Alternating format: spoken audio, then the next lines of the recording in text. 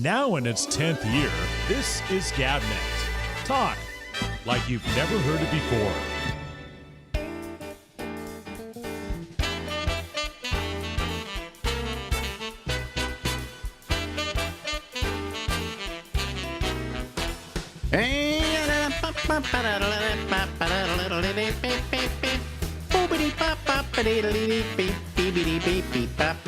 From Harlem in New York City, with the most corrupt mayor we've ever seen, it's the Ramble with me. I'm Alex. Ladies and gentlemen, that's Albert Reynoso. You know what he... What? Where is he? No, there you are.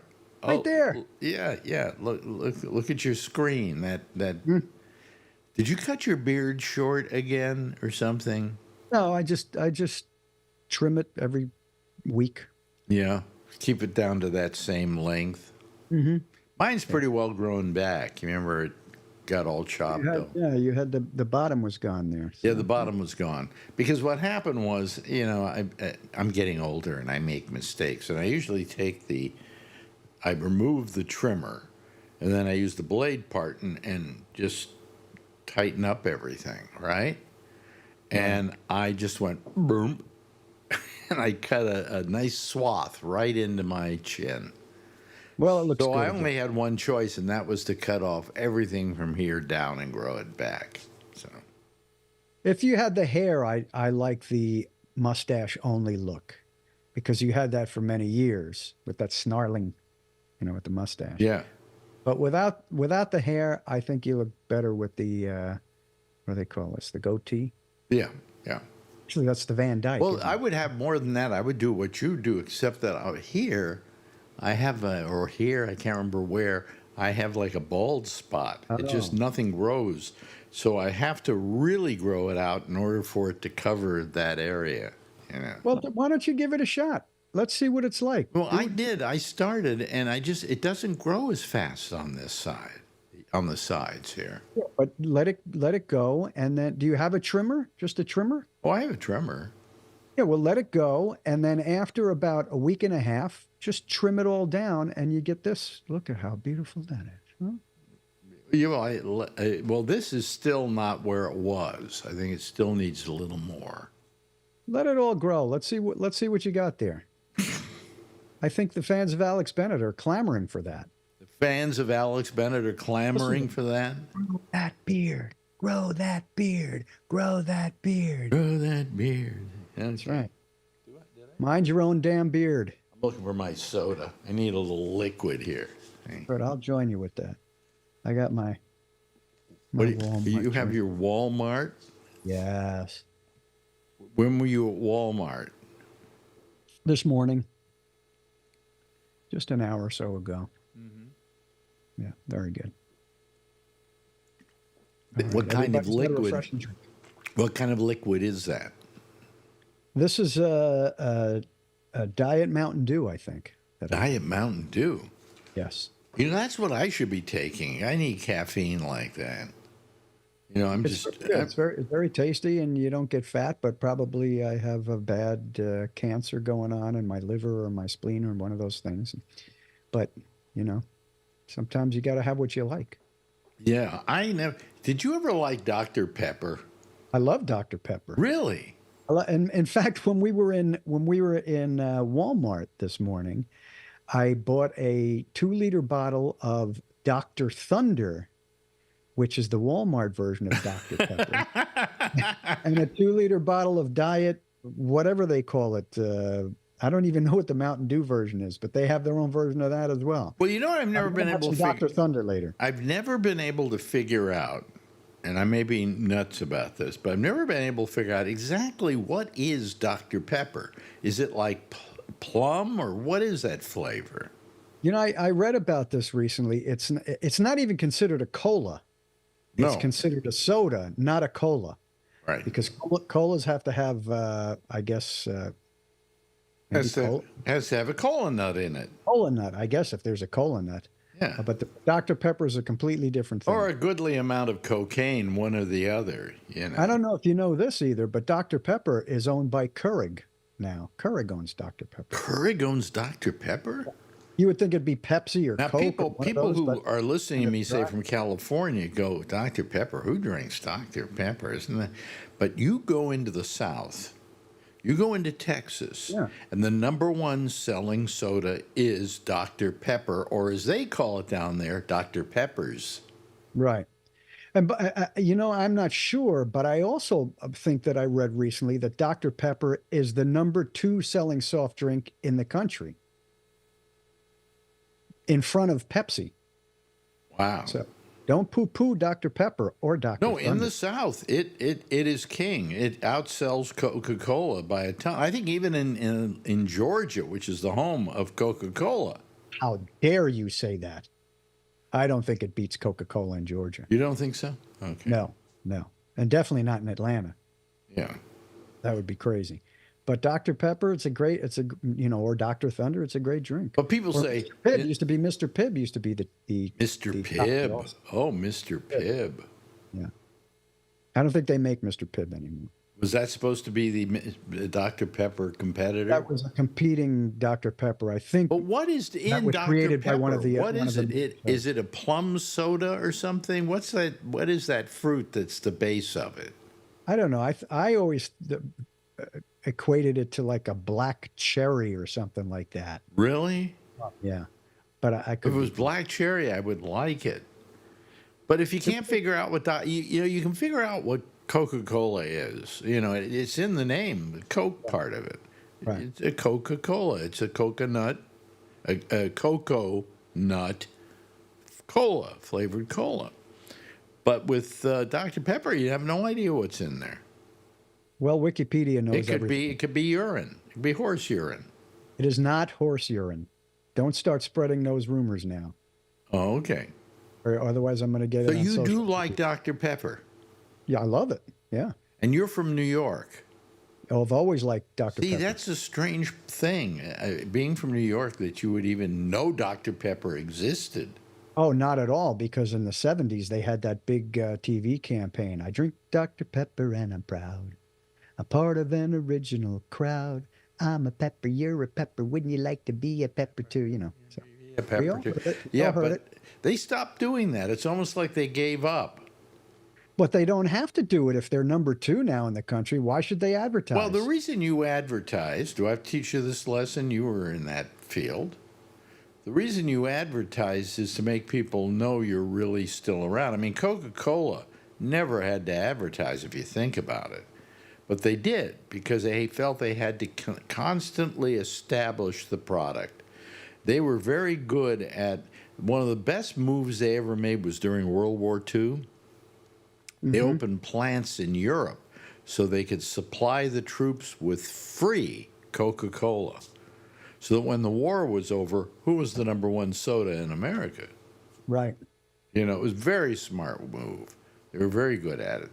But then you go back to the 80s and you look at one of the dumbest moves ever. Oh, go in ahead. Advertising a product that there was no need for it, nobody asked for it, and they completely changed their major product, the number 1 selling product, with nobody's consent whatsoever. It was a huge marketing fiasco. And that was New Coke. New Coke, right? And First of that all, why was would you name it the same as your great product? Give it another name then. Call it Coquitil. Call it something. Well, Not they New kept calling Coke. it New Coke, but when they finally, after I think it was only 3 months, they gave up the ghost on New Coke, and they brought back the old Coke. They came back with Coke Classic, and I think to this day it's still called Coke Classic. I don't think it is anymore. I think it's just called Coca-Cola. Really? Yeah. It's been a long time since I've gotten. I like their diet product. Coke Zero is. Which one? They still have Diet Coke. I know, but Coke Zero have is Coke the best. Zero as well. Coke Zero is like tastes just like the sugar product, It's pretty close, yeah. Pretty damn close. and it doesn't Better rot. It diet. doesn't rot your teeth. But that's debatable. I don't know whether it rots your teeth or not. Boy, well, Coca-Cola we know did rot something. What did they say? They used to have a legend that you could throw a nail into glass of Coca-Cola and it would eat it away? Well, they used to say if you pour a Coke on your car, it will start to dissolve the paint. Is that true? Again, I don't know if that's true. No, I don't know, but it was certainly a rumor. You and weren't probably going to try. to this day. I wouldn't do it on my car, no. It wouldn't be hard to believe that that might happen. Although, why would that happen and yet you can ingest it? Well, I guess the acids in the stomach. Let's see, when I was a kid, you know what my favorite was? You wouldn't even know of this. It was called Nesbitt's of California Orange I don't soft know. drink. I loved Nesbitt's. Best orange drink I ever had. I loved orange drink. I was a sun-kissed kid. I didn't know from You were a this. sun-kissed kid? Yeah. But there was another orange drink. I think it was with an N also. Knee-high? No. Knee-high No, wasn't orange. no. I can't remember the name of it. Do they but still make knee-high? I don't think so. And what was knee-high? Was that a cola? I think it was a fruity cola of some kind. Some kind, yeah.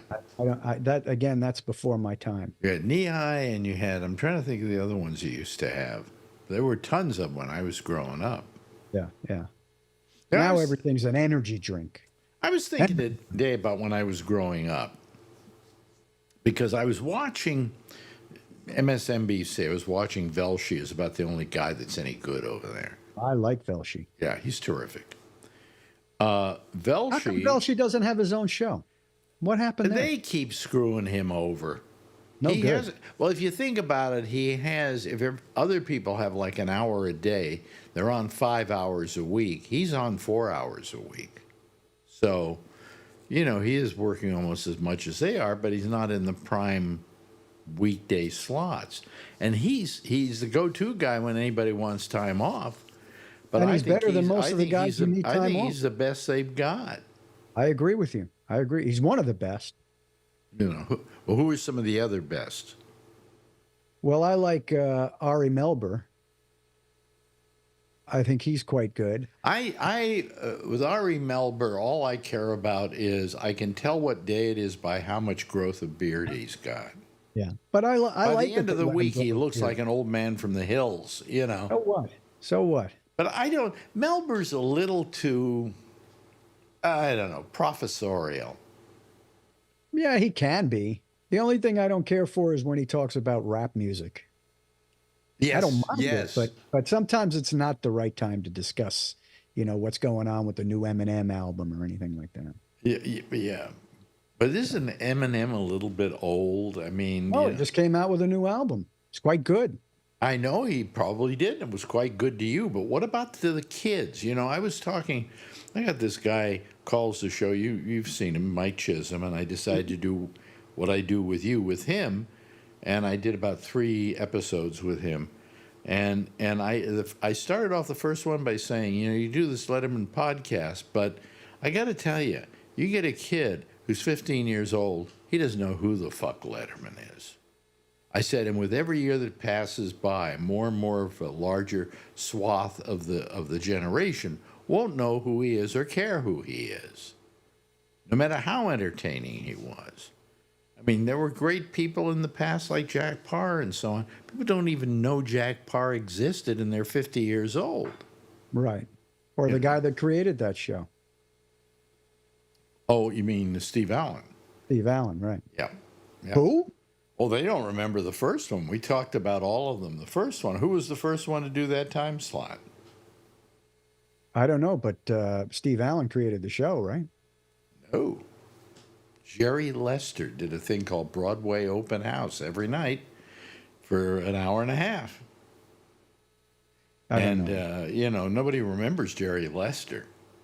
But you're telling me that Eminem is as little known as Jerry Lester? I would say to a certain group of kids today, Eminem is old school. Oh, old school certainly, but he's that's like saying Prince is old school. People know Prince. They're not going to in a few years. Oh, I think they will. I think he's got. I don't think they will. I think he's got a catalog of music that's certainly. I think he was phenomenal. And stand the test of time. I think he was phenomenal. But there And are Michael people Jackson, who are not too. going to know who he was. or care. Because the problem with at least kids in this country as they're growing up, they don't really care about the past. You know, I love the past. I watched silent movies and I listened to music from before I was born. And my father played me music from before I was born. And I was always into what went on in the past. Most people aren't. Most kids aren't. They just that's not the way they're wired. You know. No, they're not. You like to grab onto the things from your time, but there is a resurgence of rock and roll and pop in the 70s and 80s with younger people that shows the staying power of that kind of music. Now you don't have the same thing for the 50s music and the 40s music and 20s music. You don't have that. For some reason, there's some staying power in 70s and 80s music. Well, that I used to isn't even there for 90s music or the early 2000s. When I was out dating, if I went out with a woman and she couldn't name all 4 Beatles, I didn't go out with her on a second date. Well, there was Peter Tork. There was Mickey Dolenz. There was the British guy. Was that Mickey Dolenz? I don't remember. Yeah. It was Mike Love. That was Mike Love. Mike Love. Yeah. The cousin Beatle. No, but you know, I always felt that if they couldn't name all 4 Beatles, then I didn't care. You know. All right. You know, and I think that it's good to look back at the past because you're missing a lot of good stuff. You know, people don't watch silent films today, and if they did, they would find some movies that were extraordinary. Yes, just a extraordinary. handful, not a lot of them, but a handful. Yeah, but I mean, some of them are absolutely extraordinary. One of the best war movies is The Great Parade. Mm-hmm. You know, and I'm trying to remember the movie that's my favorite, one of my favorites of all time. I can't remember the name of it right now because I'm an old man and I forget stuff. Napoleon. Well, Napoleon, that we went and saw that. You know. Well, you turned me onto it, and I watched it last summer, I think. Is that not one of the greatest films ever made? It is way up there, yeah. It's way up there. Yeah. And with the recreated soundtrack, it's a tremendous The film movie. I'm thinking The fact that it's 8 hours long. Yeah. Sunrise. I don't know Sunrise. Sunrise was a film by the guy who did Nosferatu. What was his name now? I see my mind's I'm screwed. Anyway, it's just a great film. It was done in 1927. If you ever get to watch another silent film, look up Sunrise and watch Sunrise. It's an amazing movie. What's the premise? The premise is a guy who thinks he killed his wife. He leaves with another woman to go to the big city. And then he goes back, finds out his wife's okay, and he takes her to the big city to see all that he has found with this other woman. And it's just the way he portrays the city. I mean, it's weird, you know. It's all stylized. It's like Fritz Lang. The guy, no, not Fritz Lang. It wasn't Fritz Lang. Who was it? It was I'll remember his name in a minute. But he did a lot of German films like Nosferatu and I'm trying to remember. He did the Ring trilogy. But anyway, the point is, Sunrise. Look it up. It's a great film. Just a great film. And the first film, first of 2 films to win the first Academy Award. That year, they gave an award for Best Picture and Best Artistic Achievement picture. So it won for Best Artistic Achievement, and what do you call it? Wings won as the Best Picture. Wings. Huh? What is Wings? I don't know. Wings starred Clara Bow and Richard Arlen, I think. And it's about World War I and aviators in World War I. Yeah. The war to end all wars. War to end all wars. And I told you, The Big Parade, which is about World War I, is one of the best war movies ever made. There's a couple of scenes there that are just chilling. I will look them both up. Yeah, yeah, and so I mean, but if you don't see those films and you don't pay attention to silent films, if you're going to see them, you've got to see them with a good music track. The guy that did the one I saw of Napoleon is a great, and I'm trying to remember his name now. Jesus, what is with me today? When I Abel get Gans? well, Abel Gans directed it. Yeah. The music was done the modern music was done by what's his name? I can't remember, but he's good. He's really good. That's the music you heard. Right. Great. It's a great soundtrack accompanying. Yes, it's an amazing music track. And this was a day when, in silent films, when they played music like that with a symphony orchestra, it was usually only in the cities, the big markets, the big cities. In the small places, it was like a piano. Yeah, yeah. Right? But as they had symphonies playing the music, so it was pictures and music. That was what you were going to a theater to watch. But all that kind of changed. And what happened, why they invented sound was so they could have the same symphony orchestra in every theater across America. They didn't invent it so people could talk. And then all of a sudden Al Jolson goes, "Hey, you ain't heard nothing yet." And they went, "Yeah, we could use it for talking. Yeah, it's possible." Because the first non-silent picture was Barrymore in Don Juan. And that Drew Barrymore was in movies that long ago? Huh? Drew Barrymore was in Not movies Drew that long ago? Barrymore.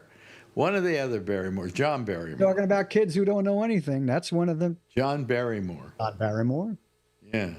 Well, I remember somebody doing an interview with Drew Barrymore, and she was talking about her period of being an alcoholic and being a drug user and so on. And she was 6 years And old, she right? said, "I wouldn't think that, you would be a drug user. I mean, it wasn't anywhere in your family, was it?"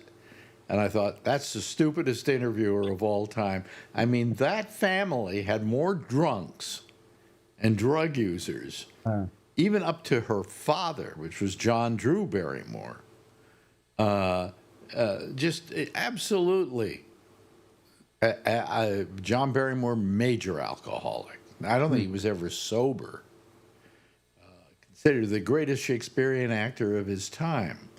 And you had Ethel Barrymore, and you had, what do you call it, the other Barrymore? I can't remember his name. What is with me today? But you had the whole Barrymore family. Yeah. She's simply the latest in a line of Barrymores. She looks a lot like Ethel.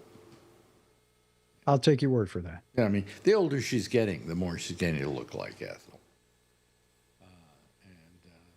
Then you have the guy who was in the Dr. Kildare movies, the other Barrymore.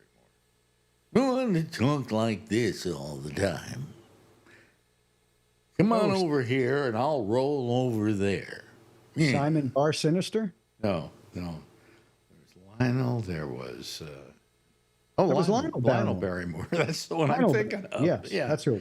See, Lionel Barrymore. If you just don't push me, I'm okay. If you push me, I can't come up with a name.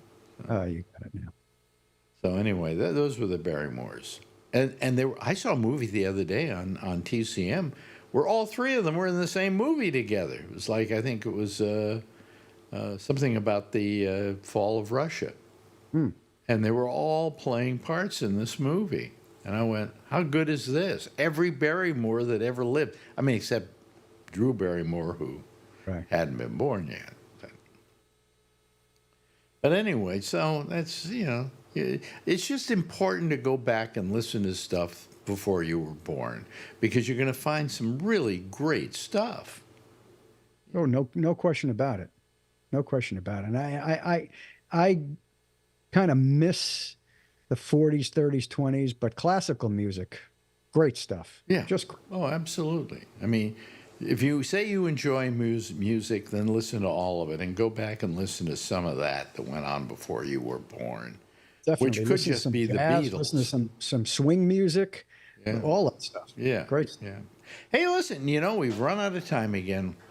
Okay. This was a nice time. We didn't talk about health No, because no, thank goodness for I that. didn't want to lose you. Yeah. Well, it's a 5-minute moratorium on that. Yeah, we can talk 5 minutes and then that's it. Right. Anyway, I will leave. thank you so much to our wonderful friend Albert Reynoso for once again joining us for a little repartee. See you in a couple of weeks. Bye. Now in its 10th year, this is GabNet. Talk like you've never heard it before. Yeah, thank you very much, Albert Reynoso. And that's about it for us tonight because we have nobody waiting to come on the program. And quite frankly, that gives me a chance to go rest somewhere. I don't know. Anyway, so I'm just going to, I think I'm going to call it, I'm going to call it quits right now. There's no reason to keep going here. Because there's nobody waiting to come on. I'm thinking of killing Thursday nights. I really am. Because Thursday nights we come up with no people at all calling the program. And, if nobody cares, why should I do it, right? Right. So, I guess. Oh, well, wait a minute. Now here comes 2 people have entered the waiting room. Let me see who they are. Here. Oh, well, here comes, these are 2 people I wouldn't mind, one person at least, 2 people I wouldn't mind talking to, okay? So admit all, and here they come. And, of course, one of them is the lovely and attractive Don Giller, and the other one is Jeff Stein. Hello, Don. Hello, Don. How are you? I have food in my mouth. I apologize. I just wanted to point out that Sunrise was directed by F.W. Murnau. F.W. Murnau, correct. You were absolutely. Oh my God, he's early. And the updated soundtrack to Napoleon, Carmine Coppola. No. One was done by Carmine Coppola, and it was terrible. I just wanted to point out that Sunrise was directed by F.W. I'm sorry. No, that's not your fault. That's not your fault. That's Jeff. I'm fine. Oh, you're fine now? Okay. I'm trying to remember the guy's name now. He does all the music for a lot of the silent films. And I'm trying to remember it offhand because we saw him live. Wait a minute. Music for a silent film. What? If it's silent, why would they have music? Because they always did. They had symphony orchestras playing music in the big theaters in New York. Okay. Or just a piano. I haven't seen. Well, it got to a lot of- piano by the time it got out to the hinterlands, but here in the big cities, they were symphony orchestras. And it was considered, the movies were considered pantomime to music. Okay. I'm trying to remember the guy's name right now, and Carl Davis is the guy's name. British guy. Carl Davis, Carmine Coppola did the soundtrack, the music track, to Napoleon because Coppola bought the rights to Napoleon and then brought his father in to do the music. And it was a terrible music score. Just a horrible music score. Didn't can I Coppola's finish father with do all- can I finish with what I'm saying first? Then you can put in your 2 cents worth in. Okay. Then in Europe, they wanted to do a new release that was a completely restored Napoleon, and they wanted to use Carl Davis. So they had to actually get the rights from Coppola by saying they would never, ever release the Carl Davis score in America. However, they did bring Carl Davis over here, and Shecky and I went to the theater over in Oakland, the Paramount Theater, where they had the full film, which is 5.5 hours long, and Carl Davis conducting the symphony orchestra to his score. Wow. And it was it's the greatest night I ever spent in a movie theater. So, yeah, IMDb says the Carl Davis's score was in 1980, and Carmine's was a year later, 1981. That I don't know for sure. Yeah, He may have. it could be wrong. Well, no, But he that's what may it have is. written it a year earlier. Yeah. There were people there was a guy who, I'm trying to remember another name now, who restored these films. And Arthur Honegger? Brownlow, Kevin Brownlow. Okay. And he brought Carl Davis in to do the score for the restored Napoleon. The version that Coppola released in this country wasn't the full version.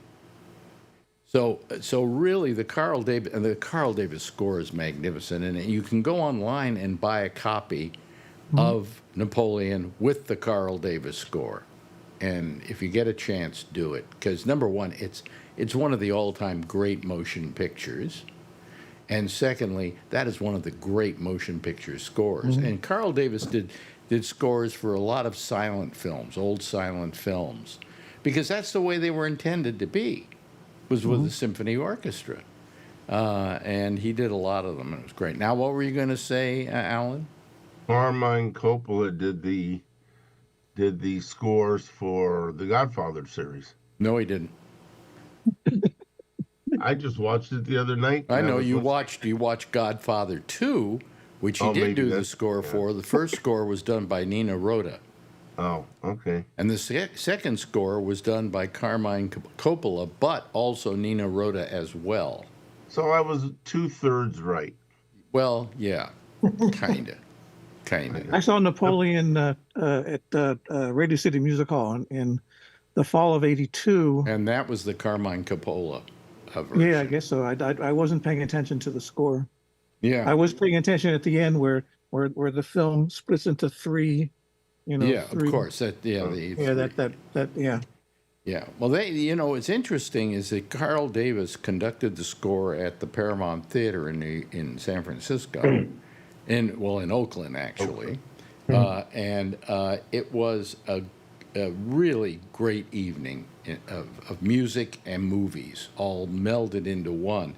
And I took Marjorie to it because at the last minute I got her a ticket. She wasn't planning on going, and finally she said, I wouldn't mind going. So I got her a ticket. She was a couple of rows in back of me. And after it was all over, she said to me, I thought I would be bored to tears. She said, I've never been so excited in a movie theater in my life. Because she sat away from you? No, because at the end, when those three panels open up, and they start playing the full final score in that film, it is just, it's breathtaking. Plus, there was a dinner break during this film, because who can sit for 5.5 hours watching the same movie? So it was a wonderful experience. And plus, I see here that Carl Davis also did the score, the revised score to Buster Keaton's the General. Oh yeah, and he did a lot more than that. If you go online, that's one that City Lights. A lot of the Brownlow films that Brownlow restored, he used Carl Davis to do the music for.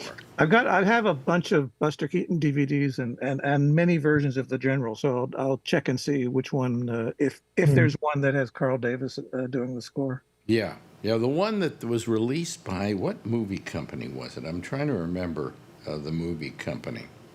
But they used the General with the Davis score, and it was Kino, not Kino. Oh no, it was not Kino. They released it on Laserdisc originally, and then they also released it on VHS and so on. But I'll get you all the information I can find on that. Yeah, no, I haven't talked about this stuff in decades. It's nice. Well, you know something, it's people do not have any appreciation for silent films because basically people don't have any appreciation for anything that went on before they were born. I'm sorry, what? They don't have any appreciation for things before they were born. And in the case of these silent films, if you say you love movies and you are not familiar with these silent films and you have not made yourself aware of them or watched them, you're missing out on some great films. I mean, Sunrise was a good example we mentioned with F.W. Murnau. One of the greatest films ever made. One of the greatest war movies ever made was The Big Parade. And that was, I think, 1925, if I'm not mistaken. What are we doing here? Yeah. So my area of the country, I've been to the Paramount. It's a neat theater. It's got a floor that raises and lowers for the orchestra and stuff like that. But in Fremont, where I live, it's comprised of 5 communities, and one of them was Niles, and they actually did silent movies in Niles before Hollywood. Which silent films? Some of the what was his name? Buster Keaton? No. Something like that? No. Charlie Chaplin Chaplin started doing his films in Niles. Charlie Chaplin, right? Yeah. I don't follow it He that much. did about, I think, 6 films in Niles before he went down to work for Max Sennett. Is that it? Okay. Yeah. Well, you know a lot more about this than I do, but it Fremont, the city of Fremont is comprised of 5 areas, and one area is Niles, and that's where Do you know it was supposed to be the original Hollywood, the original motion picture capital? No. Out behind San Rafael in Marin County. Really? Yeah. But they switched their place to L.A., or where it is now known as Hollywood, because the weather was better. The weather was pretty much, it didn't rain a lot. It didn't, the Bay Area was a little damp. Okay, so they didn't do it there, but that's where they were supposed to do it originally. So what was Shecky doing in Oakland? Well, he wasn't doing anything in Oakland. He and I both agreed we were going to go out to California to watch Napoleon with the Carl Davis. Okay? And so you hitchhiked? Huh? You hitchhiked? No, so he and I made a date to meet out there. But then Marjorie said, I don't want you going to California without me. So I went, okay, we'll go out there together. Do you remember what year? Yes, it had to be about 2010, I think, if I'm not mistaken. I'm trying to remember what year we were married, because here's the story. So Marjorie and I go out there, and we decide she's not going to go to the show, but then she decides she wanted to go to the movie with us. So I looked up the theater, and I found one seat for her, okay? So now we're out in California. And I said, let's go up to Reno, because I like to get in the car and drive to Reno. It's just like my big time. Or Lake Tahoe. Let's go to Lake Tahoe. So she says, sure. She says, well, while we're up there, why don't we get married? So I said, okay, you do the arrangements, and So we went out. We bought rings. We got a woman to marry us up there by the shores of Lake Tahoe, and we drove up. We got ourselves a really nice hotel room in a big, beautiful hotel, and the Hyatt up there. And we then went to the shores of Lake Tahoe, met this woman, got married by the shores. She did the service. She took some pictures of us. It was a full, cost us like $200, $300, $400, I don't know how much, $400 for the full package, okay? And then we signed our what do you call it? The wedding decree, or whatever you sign. License. The wedding license. And you know where we signed it? In a McDonald's. Where Kamala Harris worked. Yes, where Kamala Harris worked. Bending over the French fries. Anyway, so then we go back down to the Bay Area, and we're supposed to meet Shecky, who's now flying in, and we agree. We talked to him. We said, we'll meet you at the Disney Museum in the Presidio. Still there. Yeah. Of course it's still there. They built it to stay. Oh. I mean, come on. It wasn't a temporary structure. But so we met him there. And the first thing we said to him, we said, guess what we did? Well, we got to California before him. Guess what we did? And he said, "You got married." Didn't even think twice. He just said, "You got married." You didn't look at the ring? I don't know. I think I told Marjorie, take off our rings so we can surprise him or something like that. But he said, "You got married." And I said, "Yep." You know, another one of those moments I remember from my times with Shecky, you know. So, anyway. So I had a friend of mine get married in Lake Tahoe, similar to this. It was about 1985 or something like that. And it was somebody I worked with in police department. And he went up there, and they were going to spend a week on this cabin right on the water, right on the lake. And so they got married, they checked into the cabin, and everything was good until the next day when they went out. They had a little boat that they could, that had a 10 horsepower motor, and they'd go out on the lake on. Yeah. But in the boat was some dead woman. Oh, really? She wasn't there the day before. Somebody, and so, police are there and all this kind of stuff. Was she killed, or did she just die? She was murdered. And their body was dumped in a boat. I'm sure the guy had no clue that, my friend was a cop, and, he was trying to get away from police work. And now the damn boat at the ramp behind their cabin at the lake has got a dead body in it. So needless to say, they didn't take the boat out that day. That's quite a story. Yeah. That's quite a story. He's still married, which is also quite a story in itself, because cops have a pretty high marriage turnover, but he's still married. He's retired, and he's still married. Yeah, well, a lot of people have funny stories about their wedding, and it's not funny, but it is a strange story. Well, we woke up the next morning. It was a giant snowstorm had happened, and we were up to our neck, and so I had to get chains for the rental car, which they didn't charge me to put on, and then I only drove it about 20 miles before we could take them off. So, So why is there a high marriage turnover among cops? Just the stress. I think so. I think it's the stress, the long hours. I don't know. There's a high suicide rate among cops too. Regrets. So, you get to see. If you're in a quiet city, you don't see much.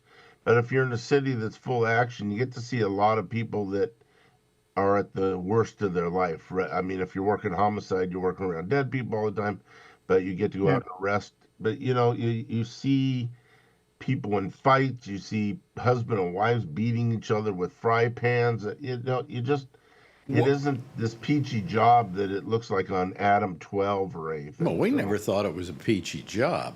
I wouldn't want it. I wouldn't want it. And it gets to you. You get PTSD, kind of like the military, and some guys just can't handle the PTSD, and they eat their gun. There is a problem that police have.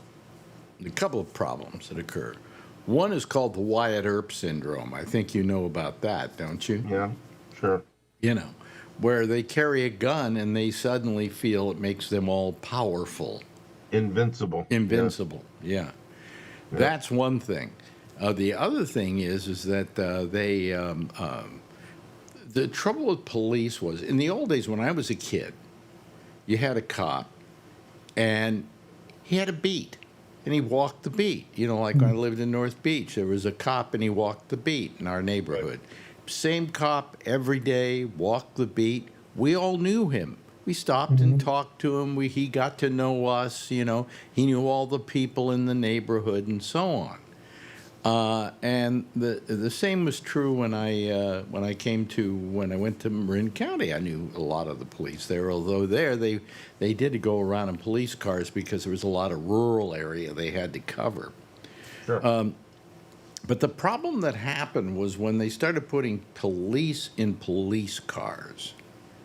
And the only time they ever got out of that car is when there was something horrible happening. And so they get the idea that's what the whole world is like. Everybody is suspect. Everybody's a lowlife. Everybody's there's nothing but trouble. Never trust anybody but your own. So my big argument for years has been we should put the cops back on the beat. They do in some cities. I'll bet they do in New York. I'll bet there's foot cops? In I New York? haven't seen one since in Harlem. I haven't seen a single cop. Really? I've Wow. only seen them in police cars. Yeah, I don't know. Last Really? time I was in New York was in 1999. Yeah, So, yeah.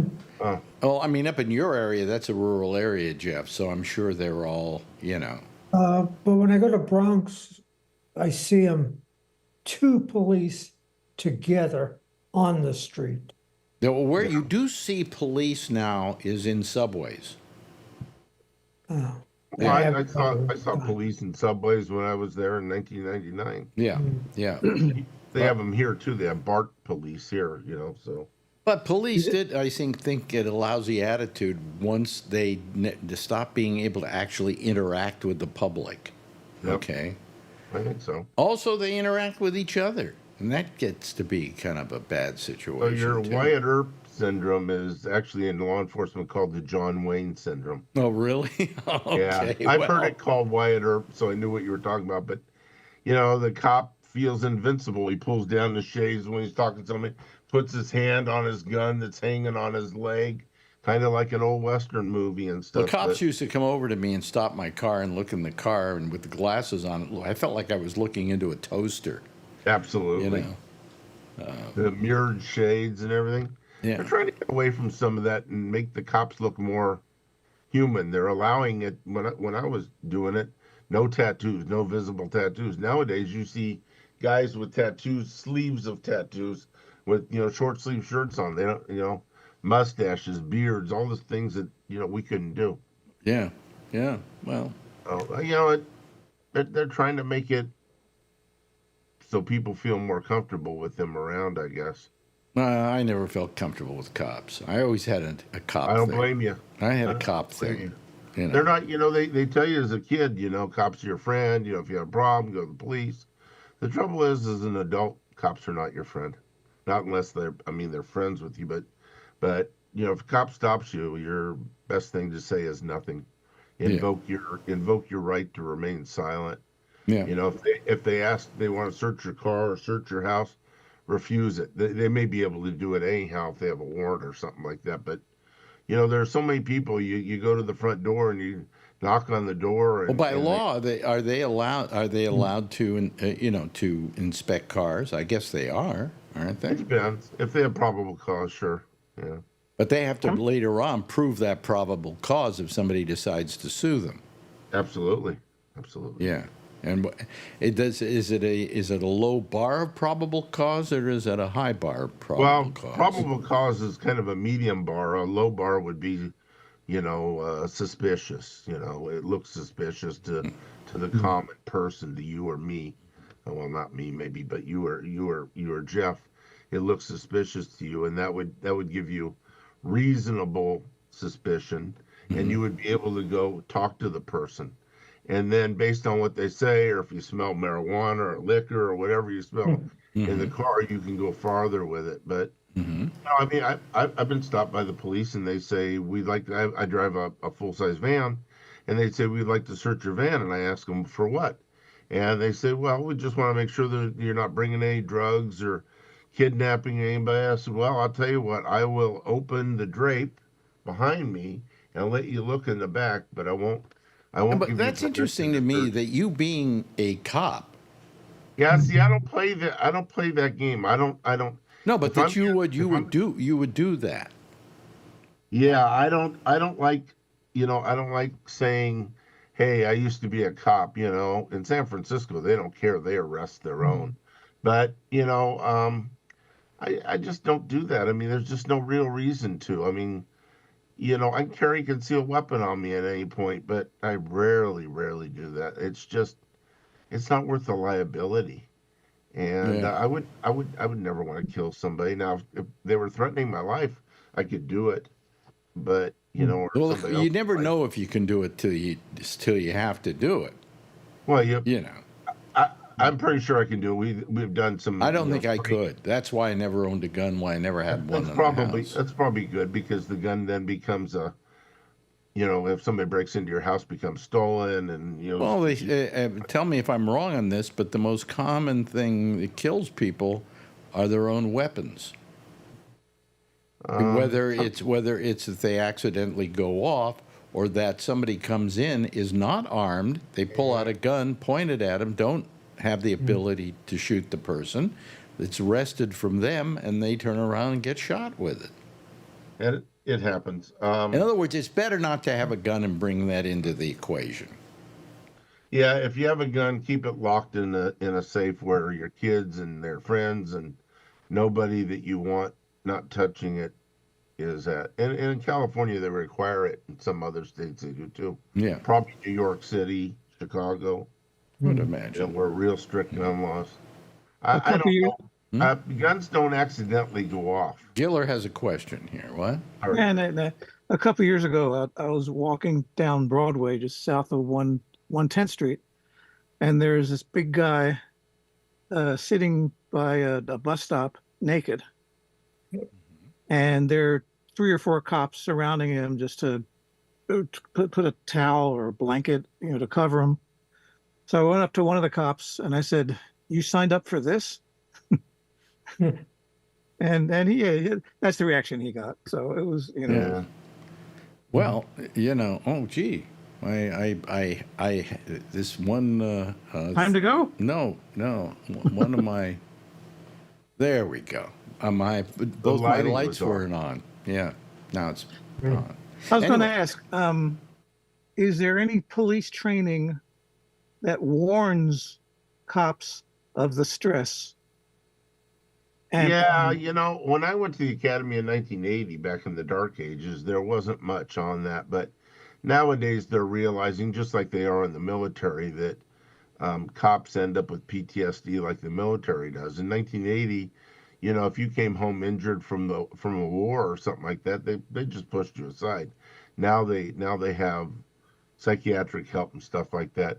So if a cop shoots somebody in the line of duty on the job, they usually take them off and send him to a psychiatrist and evaluate him and make sure that he's okay to go back to work.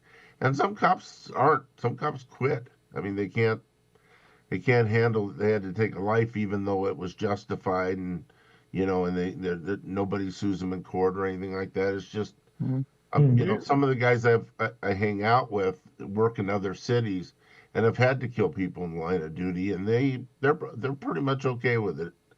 I don't think most cops go out to kill people. No. But also the police departments have to be careful to who they allow into the police department. Oh yeah, definitely. Because it does attract a certain bad group of people, who would find that they do background investigations and psychiatric evaluations and all kinds of stuff, before they send and they you to let you in. Yeah, it was hard to believe, huh? I told them I knew Alex Bennett, and they said, "Oh, come We on have in." minted a brand new criminal here in New York City today. Mayor? The mayor, yeah. Our mayor finally got busted. Were you surprised with that, Don? I don't know. I was neither surprised nor not surprised because I just didn't care. He didn't care.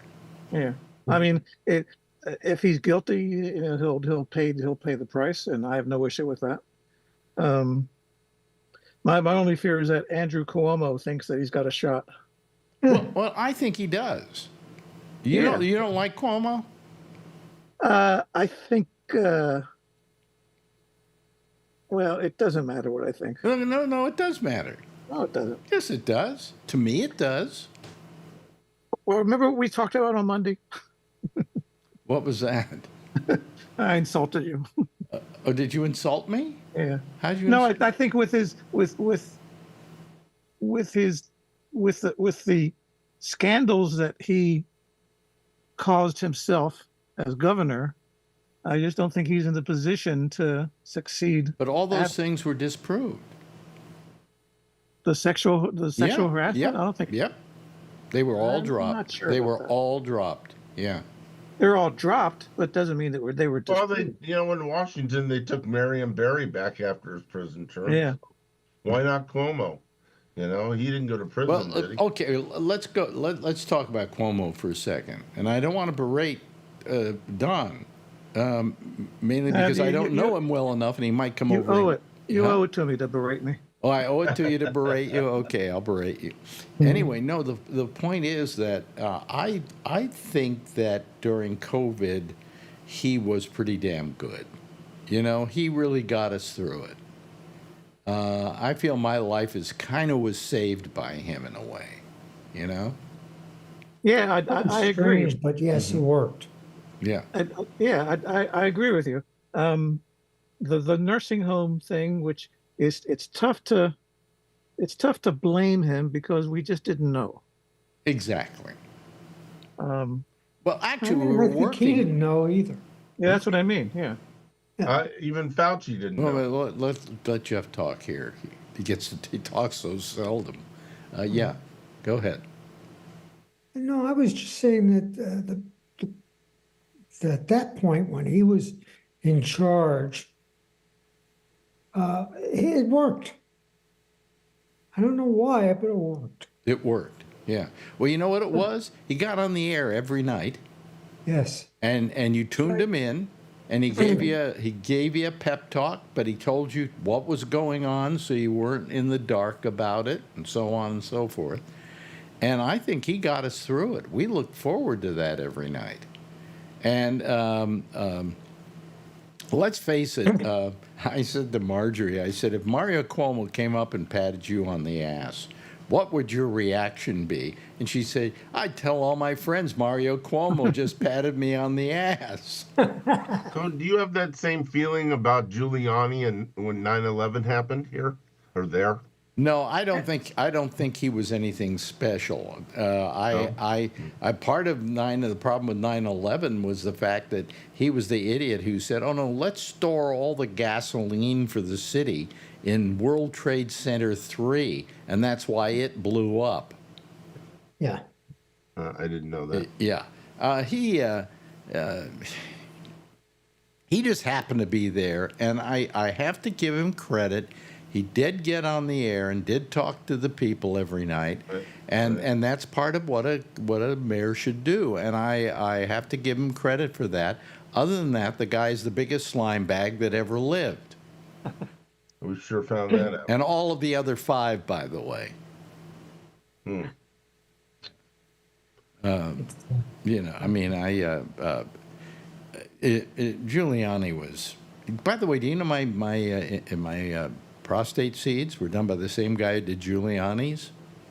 Is that kind of like going to the same barber? You know? I remember seeing Cuomo when he was campaigning for, I think, lieutenant governor. I think, and he was, I think, it was on 96 and Broadway. And I came up to him. I said, "You look a lot different without the makeup."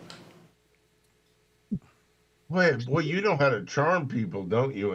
Oh yeah, he's really good He's a at it. typical New Yorker. So he said, "Well, thanks a lot." Hey, you know, when I went to What New did York, you what did you think of his father? I wish he had made a decision to run or not a lot earlier. Who? His father? Yeah, I mean, because he was procrastinating. It was when Clinton was. It was 92, I think. Yeah. He was just putting it off, and everyone was waiting for Cuomo. And then finally he said, "I'm not going to do it." But he could have said that months earlier. Am I right or am I wrong? But wasn't he one of the greatest speech givers of anybody? One of the great orators in American politics? Not as good as Calvert DeForest, but sure. Oh boy. Yeah. Sorry. Do you know who Calvert DeForest was? Either of you? See, they don't know. Did you ever watch Letterman? yes, Yeah. Okay. Did you ever see, what was the character's name? Larry Budd. Larry Melman. Bud Melman? doesn't ring a bell. Then you never watched that show. Yeah. I want to find you. Here it is. This is Jerome Powell, head of the Federal Reserve, Yeah, Yes. yeah. It even looks like him. and here's Calvert. Yeah. Okay. Yeah. Now here's a little piece of trivia. Tell him who Calvert DeForest. What was it? His uncle or his? Um, Actually, I did figure out the relationship, which of course I now forgot. It wasn't an uncle. I think he was a nephew. I think A nephew a nephew. of Lee DeForest, All right. who invented the vacuum tube. Yeah.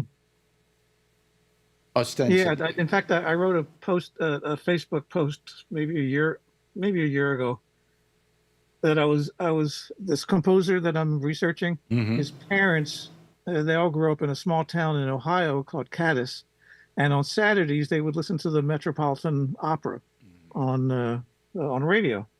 Mhm. And so I was looking up the history of the Metropolitan Opera, and the idea of transmitting radio signals beyond the city was developed by DeForest. Right, right.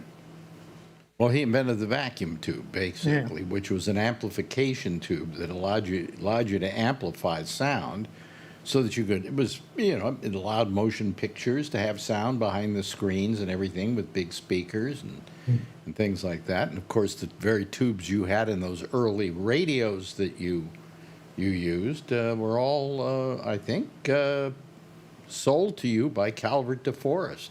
Not Calvert DeForest, Lee DeForest. Wrong guy. Hello to Kevin. Hello, Kevin. Hi, Alex. Hi, everybody. How you doing? How you doing yourself? Okay. It was busy today.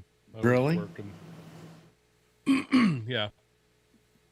What were you A little busy doing? depressed about the A's leaving town and that sort of thing. I What? wanted The to A's get are into leaving sports. town? Yeah, their last game was today. Last game. Where are they going to Vegas, did I hear? Well, they're going to Vegas, but they're stopping in Sacramento for 2 or 3 years. Wait a minute. You drive up there. It's a couple-hour drive. Why couldn't they just stay in Oakland for 2 or 3 years? Why do they have to go to Sacramento? Because their owner's a piece of shit, and they don't want to negotiate. And Oakland says, "Screw you, then. Go find a place to play." And they're still not sure whether it's going to happen there, because now the Players Association is going back and saying, "We're not so sure we want you to play there. It's not a real field. It's da-da-da-da. You'll have an advantage, whatever, What's not a real field? Up in Sacramento? Yeah, the River Cats field. It's a minor league field. Oh, boy. They're gonna play there for a couple years why while are they they build doing this. that? They could They're have stayed in Oakland, couldn't they? They could have, but Oakland wanted to pay them, wanted them to pay full rent, and they didn't want to pay full rent. And Oh, so let's go to It Sacramento. was a pissing match between Oakland and the A's and John Fisher, the owner of the Gap. Never buy the Gap again. Yeah, well, when I hung out with the A's, okay, it was owned Back by in Haas days, yeah. Yeah, it was owned by Haas. Yeah. And I knew Haas, and in fact, was good friends with him. And he loved having that team, and he loved owning the team, and he was very proud of the team. Let me interrupt for just a second. Mike Chisholm is probably going to join here. Just ignore him. Just pretend he's not there. Oh, okay. I'll pretend he's not here. Okay. Like this, Huh? It would just go. like this, like now. Everybody freeze when I put him on. Okay. Then he'll think he's frozen. Anyway, but yeah, what was I? threw the Was I? last pitch, hit the last Where were we? hit. Oh yeah, Haas. Well, I can do that too, Yeah. No. Anyway, where was I? Oh, I forget. Talking about the A's. I'm Oh, sorry. talking about the The Haas A's. family. Oh, wait a minute. Gluckman, it says, is just entered the waiting room. Let me put my picture on here, just in case Gluckman isn't who we are expecting. Okay. So you have me, folks, to look at. Well, Gluckman isn't joining. So what we're going to do is we're going to get rid of him. Oh, wait a minute. There he is. Is this? Oh, no, that's not somebody. Okay, we're going to get rid of them. That's And Jason we're going to Strahan. remove them. Okay, what? That's No. Jason Strahan. No, yeah, of course, it's not him. Okay. No. Anyway, back to our group here. You look so cute as a dog, Gellin. I think it's a Killer. good look for you, Don. Much better than the real thing. Of course, Tony will get if on I and take you for a talk, walk. his mouth moves only when he talks. Okay. Anyway, come on back. Show us your picture again, Giller. Giller? Hang on. No. You see, your mother told you if you did that face, it'd stay that Yeah. way. Tony Yeah. will come on and take you for a walk. Watch it. Yeah. Yeah. So anyway, so I just, that seems rather stupid for the A's to do that, Yeah, well, there's And- a lot of people who think that. and as you say, oh, here comes Mike Chisholm. Okay, let me see We if all this freeze. really is okay.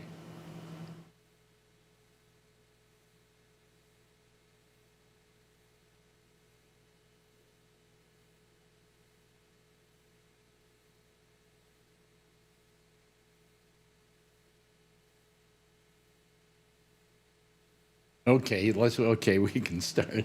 We oh, he really thinks it is He's gonna frozen. reboot now. Don't What's wrong with reboot. that thing? Hey, listen, Chisholm, do not reboot. We were faking you. We decided we would pull that joke on you. How's it going, everybody? Okay. We just got the gang here. All right. Can you hear me all right? Yeah. we Nope, can I can't hear you. Ha! I What was up in texting Don. I was texting Don about business stuff, and he told me that you guys were all on here. This is a delight. Well, no, it's not. Yeah, it isn't. The show is the albatross around my neck. You know. That's also rebroadcast. It's live to tape. How you doing there, Mike? I'm doing really good. I'm gonna say something here because I believe that the universe gives opportunities and stuff, and I'm just here. I've got a meeting with Worldwide Pants on Monday. Mm-hmm. Nice. I mean, it was Walter. No, not with Walter, with the other one. Tom. And yeah, and I'm pretty darn excited about it. No. We're pitching him. We're pitching Worldwide Pants, the Jack Rollins documentary that we're wanting to produce. Is it a And phone call so- or Zoom? It's a Zoom, yeah. And there's going to be multiple members of the production team that we've assembled here. Make sure Alex is there. So anyway, there we go. I wasn't going to say anything to anybody, but the opportunity came up here. So yeah. So life is good, Alex. Very good. But I'm sorry you haven't and I haven't had a chance to record yet. I can't wait till we do. Yeah, good. Well, when you get a chance, we'll do it. You know. Yeah. Alex, when you have him on again, make sure you spell his last name right. Why? I didn't spell it right? No, you're missing an H. Hold on a second. Let me look at the way I have that name spelled. Well, Yeah. when you miss the H, they're usually from Canada, aren't they? Yeah, I think it's illegal in Canada. Let me The see. Chisholm here. clan made its way across Canada over the last 150 years. And Wait a the minute. Chisholm clan is very alive and well in Scotland. Let's see here. Let's see here. First name. Oh, wait, maybe I don't have the name here. Huh. I thought I had the name here. Oh, well. While you're looking for the name, I'll show this. Anton Fig. That's a signed drumstick that he gave to us not too long ago after he came on the Wow. show.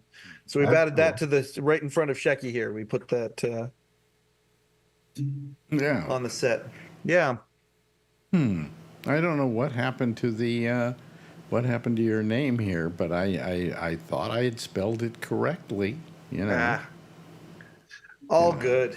No, but I have these. See, I have these names all here from the people that have done the show, and I can't believe that I don't have your name here.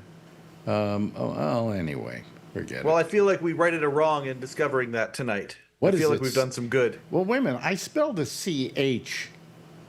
Chisholm, the Chisholm clan. Oh, really? Oh, okay. All right. So I screwed up. Hey, I hear your mayor's in trouble. There it There we is. go. Oh, look at you, Don. There we go. Okay. All right. Okay. I'll get it right next time, okay?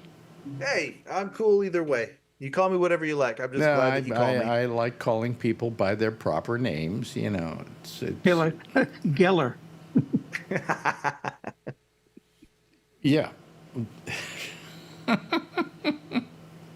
Rubber. Anyway, so let me see. What's that? Here. Oh, I see. Squirrel now. He's a chipmunk. Oh, here I got Mike Chisholm. There we go. See, there we go. I spelled it wrong. Okay, so how is it spelled? Chisholm.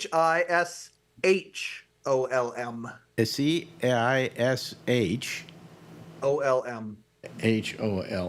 Okay, wait a minute. Hold on.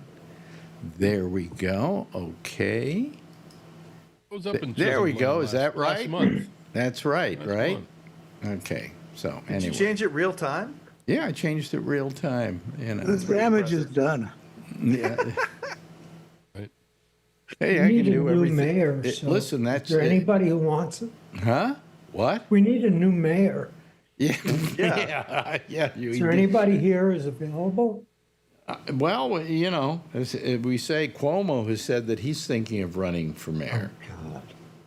What do How you mean? about No that? doubt? That would be a good thing, wouldn't it? Isn't he a good, civic Well, leader? let's see. Geller doesn't agree. Giller doesn't agree. Giller doesn't agree. Wouldn't you like to see him mayor of New York? I mean, come on. What are the other choices? You know, I mean, I think David Dinkins should come out of retirement. Oh yeah, Well, yeah. sure. He Yeah. dang. Well, that'd be more impressive even. What's the guy I interviewed years ago as mayor of New York? The short guy, the real tiny guy. Bloomberg. No, not Bloomberg. LaGuardia. Huh? What'd you say? LaGuardia. No, not LaGuardia. I don't think he's available. I only I know don't think Koch, so either. Koch, Dinkins. No. This Giuliani, of Abe course. Beam. Abe Beam. All right. Abe Beam was so short that when I put him in a chair on my show for my show, his feet were dangling. I swear to you, that's how short he was. He's a regular Mickey Rooney. Yeah. And completely out of it. Because I'm sitting there and he puts the earphones on, and I said, "Well, Mayor, you don't need the earphones because we're not taking any calls." And he you're goes, asking him about the dead. he goes, "Okay, just let me know when I put the earphones on." I said, "No, you're not going to need the earphones because we're not taking any calls." "Okay, I will put the earphones on when we take the calls." And this went on for 5 minutes, for crying out loud. I couldn't tell him, do not put on the earphones. Do you think he was giving you a hard time and joking around? Abe Beam joking around? Are you kidding me? I don't know who he is. Who's Hey, that? Faye. Who's Oh. is that Beam? Yeah, it's Beam. That's a young picture of Beam. Yeah. Yeah. Oh, That's when he was still okay, you know. Wasn't that far out. So anyway, so we got a mayor who probably isn't going to be a mayor much longer. Says he won't resign. They all say that. It may not be his decision. Right. Yeah. I got that. He just wants to collect his pension. The New York Times has already called for him to resign.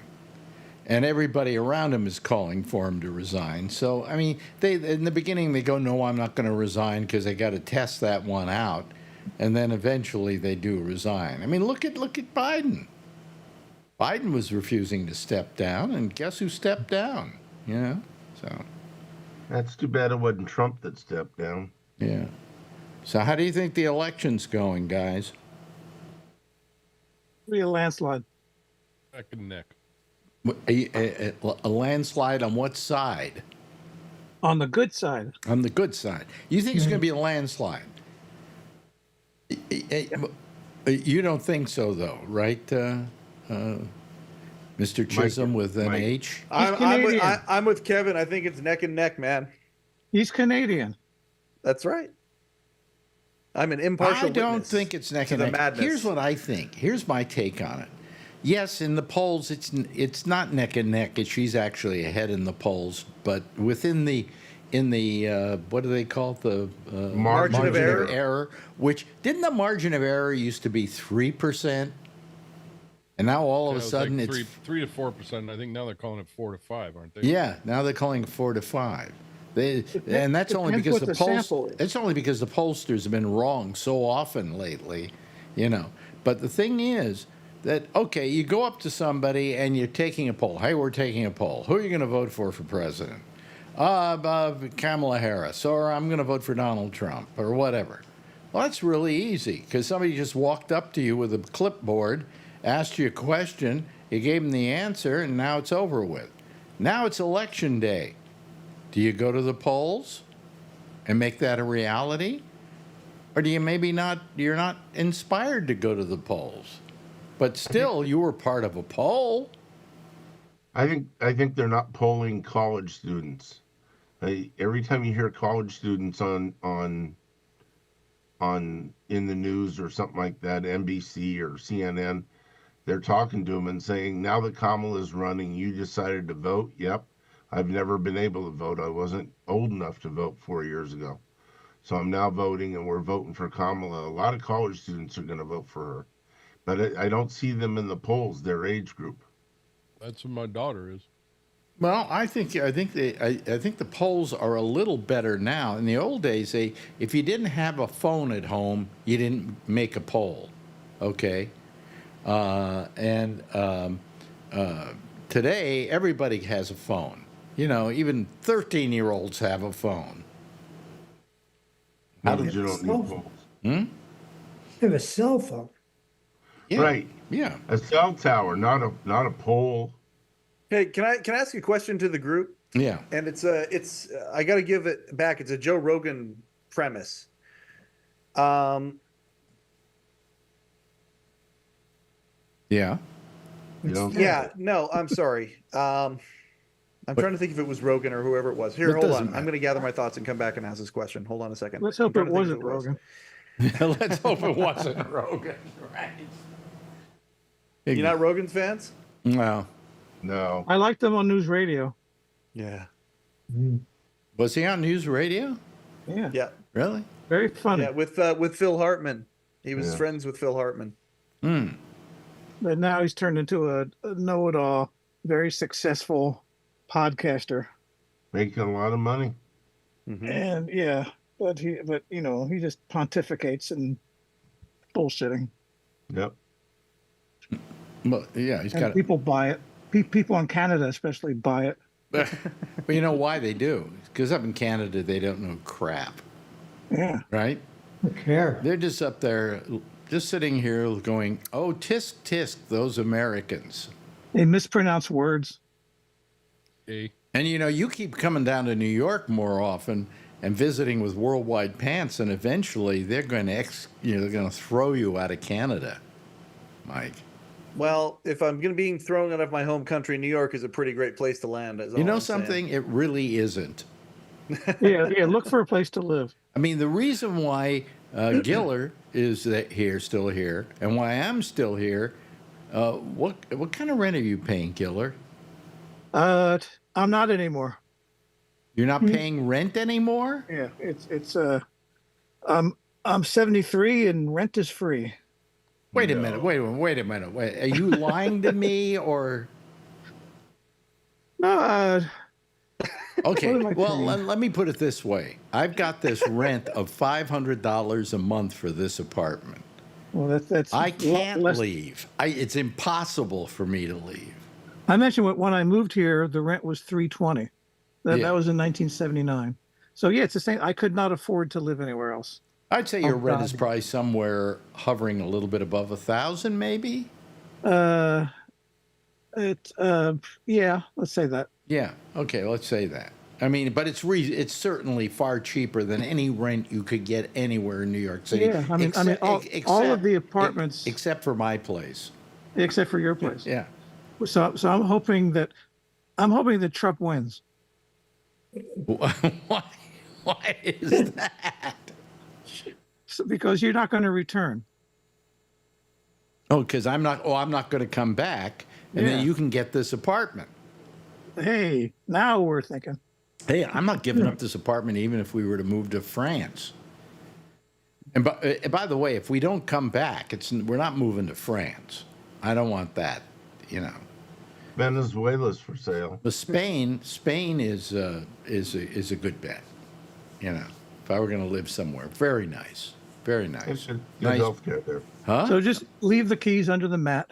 I'll leave the keys under the mat. Will you come feed the cat? Yeah. Well, we don't have one, but I'll feed it anyway. we'll buy a cat just so you can come over and feed it. I'll do it. Don't even come over. I'll be living there. I won't be coming over. You can live here. I mean, because the way your place is now, it's just a storage room anyway. Look at it. Three storage rooms. 3 storage rooms. Remember you asked me how many bedrooms I had, and I said 3. Well, I mean, I meant that I used to move my bed from one room to the next. That's what that means. $1,000 a month. You couldn't even rent a tent in San Francisco for that. Nope. Wow. It No, is. rents are terrible everywhere. Oh, I mean, yeah. As here in somebody New who York, finds New York magical, I just gotta say this exchange is so great. Talking about rent control apartments, and I've never given up this apartment and all that. That's such a New York thing. Well, they're and no it's- longer it's- rent controlled. They're rent stabilized. rent stabilized. What There does that there mean? are rent- Oh, there okay, are so rent it can only go up a certain amount. If you've been around long enough, okay, there are rent-controlled apartments. yeah. We have rent-controlled apartments in this building.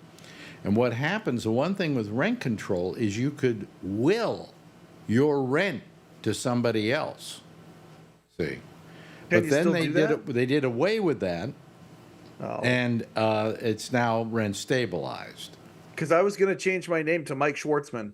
Yeah. Well, no, this is not a rent controlled apartment. All right. I'll stay at Chisholm then. The clan can keep me. But I will say that I'm sure that over at the landlord's manse, every night they say a little prayer hoping Marjorie and I drop dead. So, you know. So if you guys had a roommate, could your roommate take over your rent? Only if that roommate is on the lease. They do that in San Francisco. No, I mean, The roommate is on the lease, even though he may not be paying anything. If you, the landlord, moves out, he can take over the rent at the current value. I've got a plan for this, by the way, and it's an extremely liberal, extremely progressive idea. You and Marjorie invite a young lady in, and you now have a triad, and now the 3 of you are married, and there you go. After you and Marjorie, this person has done their time. And and they I have a could use beautiful situation. That person's not on the lease, however. That's the problem. Yeah. That could be arranged. I mean, I know a notary. Yeah. In Canada. I'm saying that's a problem that's easily solved. Yeah. Where does your landlord live? In the apartment complex or somewhere else? Who? Alex? Our landlord? Yeah. Brooklyn. Isn't he a scum-sucking They're pig or something like that? They're like some Hasidim from Brooklyn. Isn't he he's a bit of a daft prick, right? A what? He's a bit of a daft prick. What do you mean a daft prick?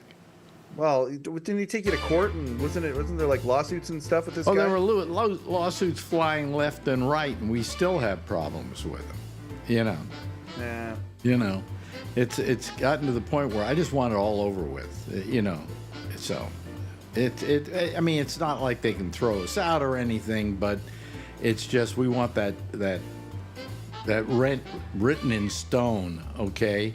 And they're not willing to accept it, even though the judge said they have to accept it, you know.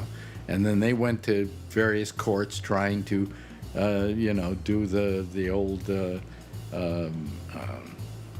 what's the word I'm looking for? They were trying to appeal, and they lost all their appeals, so the rent stands. But they still don't list that with the DHCR as the legal rent of this apartment.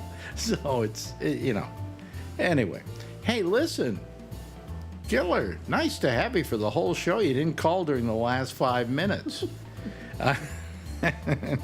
Moo. And Jeff, thank you so much. Alan, nice having you here. Kevin, always a pleasure. And of course, Mike Chisholm, quite a pleasant surprise. Yeah, thanks for letting me crash, guys, and thanks for allowing me to kind of blather on. Yeah. And we didn't get to Joe Rogan, which is the best part. Yeah, that's right. Anyway, everybody give a big wave goodbye, and I'll give a big wave goodbye at you. Okay, there they go, ladies and gentlemen. That's our citizen panel for tonight. We'll have another one assembling. In a few minutes, right here with Amy Manuel, and you call her on Skype. It's Skype at Gabnet Live. In the meantime, I'm going to say goodbye for now, and we'll be back again tomorrow. Same time, same station in life. In the meantime, as always, if you see her, tell her I love her. Okay? Good night, everybody.